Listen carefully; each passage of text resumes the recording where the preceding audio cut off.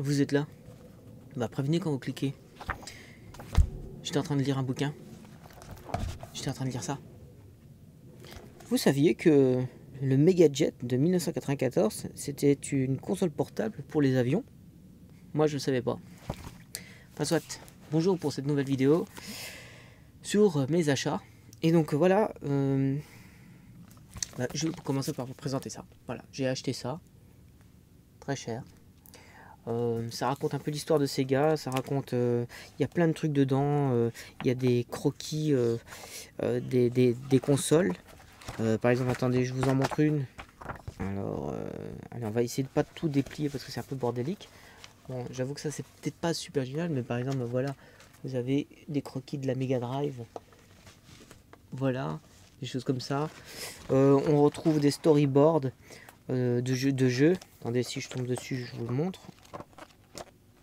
Ah, un peu l'organisation de création de jeux vidéo, quoi. Donc c'est vachement intéressant parce que on s'imagine pas, par exemple ici, Eternal Champion, concept niveau de niveau. Voilà. C'est vachement intéressant de voir ça. Avant que ça devienne des jeux vidéo, ben c'est d'abord ça, comme un peu comme au cinéma, un peu finalement. Voilà, par exemple ça. Vous voyez, c'est Sonic, un storyboard de Sonic. C'est vraiment génial. Et puis il y a aussi des illustrations, attendez, on va montrer ça. Bon voilà, des covers, tout ça, des illustrations de jaquettes et tout ça. Qui est intéressant. À la base, je croyais que c'était la Bible de la Mega Drive, mais en fait non. Je me suis pas bien renseigné, donc forcément. Mais bon, c'est pas grave. Voilà. Non, c'est vachement intéressant. 45 €. Donc je vous montre un autre bouquin. Un autre bouquin, cette fois-ci, la Bible de la Game Boy.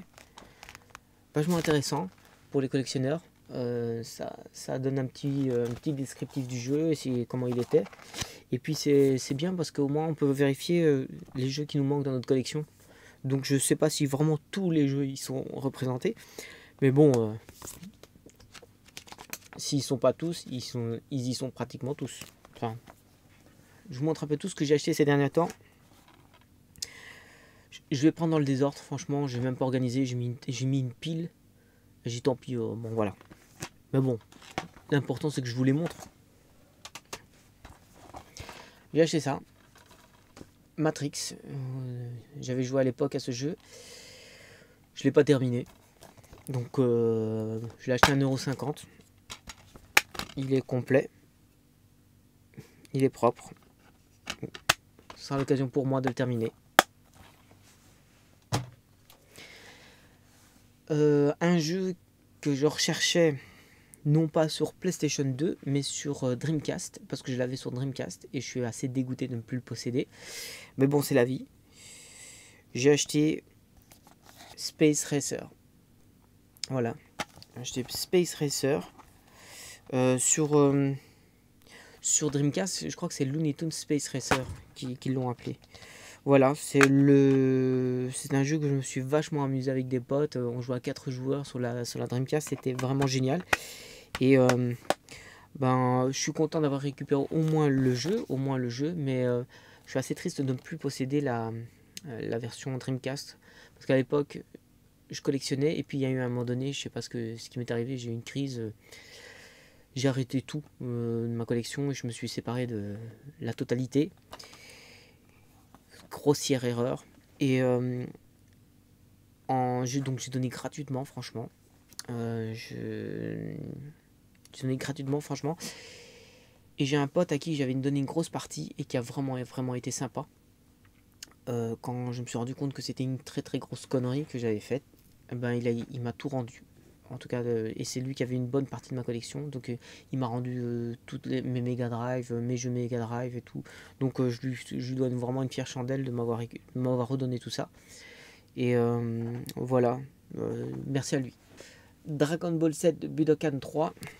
Voilà, j'ai acheté je ne sais plus combien, il s'est marqué 5, mais je sais pas si je l'ai acheté 5 €.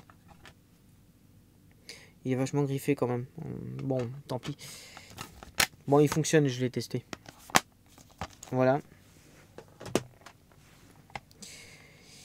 Alors, j'ai acheté le premier GTA sur PlayStation 1. Malheureusement, il n'y a pas la jaquette. Donc c'est un peu triste quand t'as pas la jaquette. Ça fait très très moche dans un boîtier où tu vois juste le CD. Il n'est pas en super parfait état. Il est quand même pas mal griffé. J'ai payé un peu cher, oui, effectivement. 3 euros. Mais bon, tant pis, voilà. Je le croise pas souvent ce jeu. Donc du coup, bah, je l'ai quand même pris.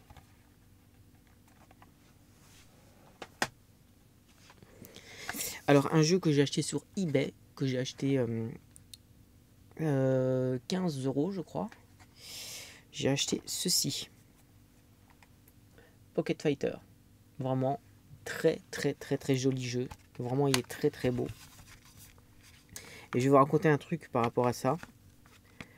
Alors je dis qu'il est très très beau, je le trouve vraiment magnifique parce que voilà, ça me rappelle l'époque 16 bits.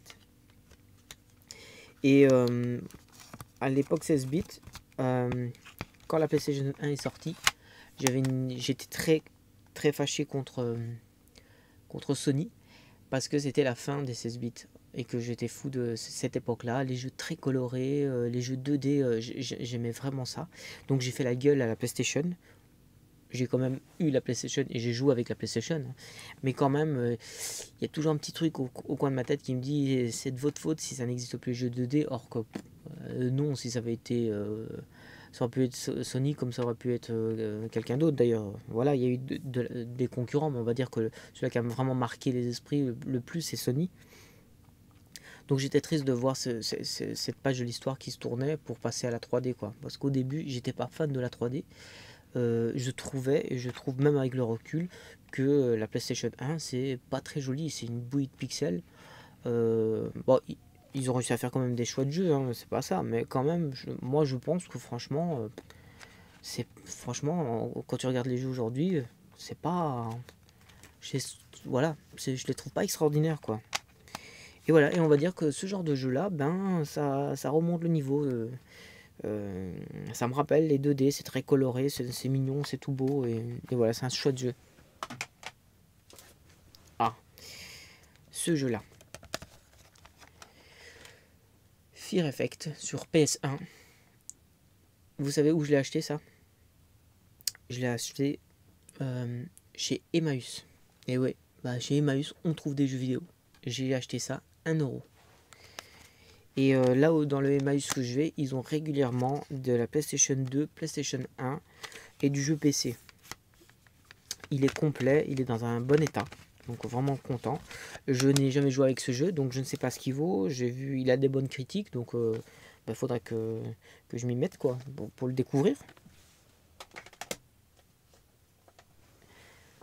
Alors du rétro, alors là, je sais que j'ai tendance à acheter toujours très cher mes jeux, mais là je suis vraiment content. J'ai acheté Ninja Gaiden complet. J'ai vu ce jeu tout le temps 30, 40, voire plus euros. Je l'ai eu pour 12 euros avec les frais de port. Normalement, vous pouvez pas me dire qu'il est cher, que je l'ai payé cher. Normalement. Donc voilà, je suis très très content de cette pièce. Plus récent, Gran Turismo 5 sur PlayStation 3. J'avais jamais joué à Gran Turismo 5. Et je regrette d'avoir joué avec Gran Turismo 5. Franchement, il n'arrive pas à la cheville de Forza Motorsport. J'ai vraiment pas aimé. Autant je suis fan des premiers Gran Turismo, le 1 et le 2. Après ceux de la PlayStation 2, j'ai pas joué. Parce que faut savoir que il y a eu un moment donné dans ma vie, j'ai arrêté de jouer aux jeux vidéo et donc il y a un gros trou. J'ai laissé passer deux générations de consoles avant de me retrouver à la Xbox 360. Pas que je n'ai jamais croisé les consoles, je les ai quand même croisées et joué de façon très ponctuelle, mais vraiment posséder la console. La PlayStation 1 fut la dernière console que j'ai possédée et vraiment joué. Après les autres, je les ai juste croisés. Donc du coup, j'ai beaucoup de retard, j'ai découvert les jeux avec beaucoup de retard. Et franchement, j'ai pas aimé. Vraiment, je l'ai pas aimé. Voilà. Je préfère vraiment Forza Motorsport. avant de continuer sur les jeux vidéo, je voulais vous montrer ce que j'ai aussi trouvé chez Emmaüs. C'était 3 euros, mais tout ce qui concerne Star Wars est très très cher. Ce qui fait que je ne vais, à mon avis, rien acheter qui concerne Star Wars. Que ce soit en vide-grenier en magasin, je trouve que c'est cher. Et quand j'étais petit, je possédais le Faucon Millenium, mais vraiment le grand, que je regrette bien de ne plus avoir. J'aurais bien aimé avoir aujourd'hui cette machine encore dans mes jouets, enfin dans mes affaires, mais bon, je ne l'ai pas, tant pis. Donc j'ai trouvé ça à Emmaüs, voilà, Dark Vador. Dark Vador avec une casquette. Franchement, je suis content. Voilà, il m'a coûté 3 euros et ça fait plaisir d'avoir Dark Vador à la maison. J'ai acheté Beyond Two Souls à la Fnac. J'ai payé 15 euros. Un peu cher pour moi parce que j'essaye en général d'acheter à 10 euros. Voilà, j'ai entendu du bien et du moins bien sur ce jeu. Et moi perso, j'ai regardé sur la chaîne de Hooper. J'avais regardé sa news à lui. Et moi, le jeu me donne envie de le découvrir. Donc je viens juste de terminer The Last of Us. Et donc du coup, je vais enchaîner sur ce jeu-là. Je suis assez fan des jeux vidéo qui se rapprochent vachement du cinéma. Comme The Last of Us, Uncharted. Franchement, moi, ça me plonge vraiment à fond dedans. Et je kiffe ça. Alors, celui-là, je l'ai payé assez cher. 20 euros, c'est l'édition collector. Ouais, édition limitée collector. Alors, j'ai fait une bêtise avec ce jeu. Bon, je vous montre quand même la boîte. Elle est jolie. Moi perso, je cours pas après les versions collector. Je suis pas un collectionneur ardu. Ce que je veux, c'est juste le jeu et pouvoir jouer avec. C'est surtout ça l'essentiel. Maintenant, j'ai eu l'occasion d'avoir l'édition collector que je ne cherchais pas. Je vais pas cracher dessus non plus. Je sais très bien d'avoir cette édition. Mais en réalité, j'ai 2 fois le jeu. En fait, je suis allé chez Micromedia et j'avais acheté le jeu, 20 balles. Et en rentrant chez moi, je découvre que le jeu il est d'une griffatude. Je dis, oh là, je suis pas sûr qu'il va tourner le jeu. Donc je l'essaye, le jeu tourne quand même. Je fais la première course et puis bon, ça bug à mort, ça ne fonctionne plus, quoi. Donc dégoûté, parce que frustration totale, parce que je voulais jouer avec le jeu. J'avais pris l'assurance pour 1 euro. Plutôt que d'attendre et complètement impatient, j'ai recherché sur le bon coin un autre jeu. Parce qu'en fait, je croyais que quand tu prenais l'assurance, tu pouvais ramener le jeu et prendre un autre jeu à la place. J'avais pas compris qu'il te remplaçait le même jeu. Donc je me suis dit, je vais voir s'il est sur le bon coin. Je vais me lâcher sur le bon coin et puis je prendrai un autre jeu chez Micromedia. Non, il te échange juste le jeu que tu as acheté, ce qui est un peu logique aussi.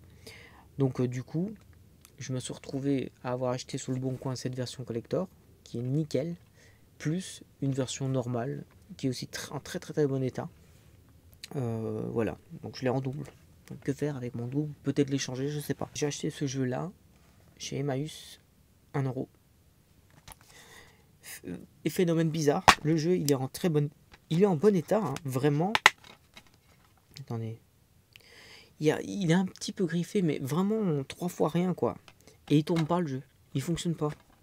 Et je comprends pas pourquoi. Je sais pas ce qu'il faut faire. Si quelqu'un a une idée de s'il y a une méthode pour faire tourner un jeu qui ne tourne pas, je ne sais pas. Je sais pas si c'est une histoire de couche de vernis ou vous savez, comme sur les DVD, des fois on sent que ça a des difficultés à lire parce que l'épaisseur de la couche de vernis n'est pas tout à fait uniforme. Bon, voilà.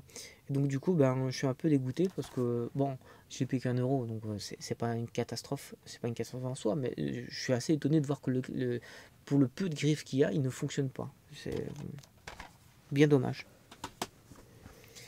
Toujours chez Emmaüs, j'ai acheté ça, The Getaway, que je ne connais pas.